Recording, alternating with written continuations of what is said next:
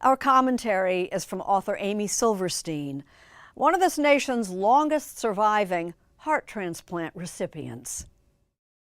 Last night, I climbed the 13 stairs that lead to my bedroom, and when I got to the top, I put my hand to my heart and said thank you, because the climb was so easy, because the climb was propelled by a magnificent, healthy donor heart.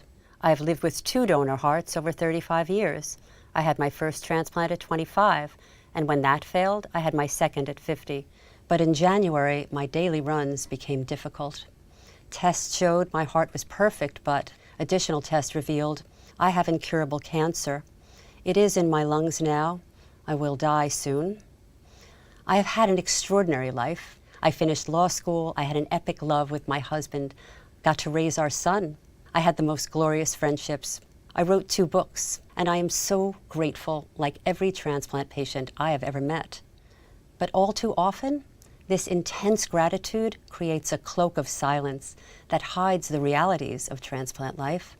The fact is, organ donation is miraculous. Transplant medicine is not. In 40 years, there has been very limited change in the medicines that patients take daily to prevent rejection of their donor organs. These immunosuppressive drugs continue to wreak havoc on the body, dramatically increasing the risk of diabetes, kidney failure, dangerous infections, and yes, cancers.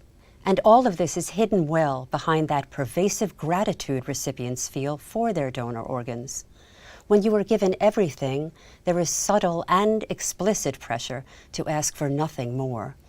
This constrains honest dialogue and removes a sense of urgency to make meaningful improvements to the existing transplant drug regimen. Perhaps this is why life expectancy for heart transplant patients has not changed substantially since my first transplant in 1988, or why the federal agency metric for transplant success sets an embarrassingly low bar of 1-year survival, or why research for new transplant medicines is chronically underfunded.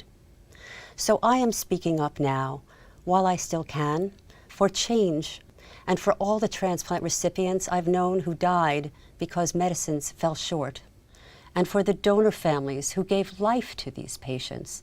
They deserved so much more, and there is nothing ungrateful about saying so.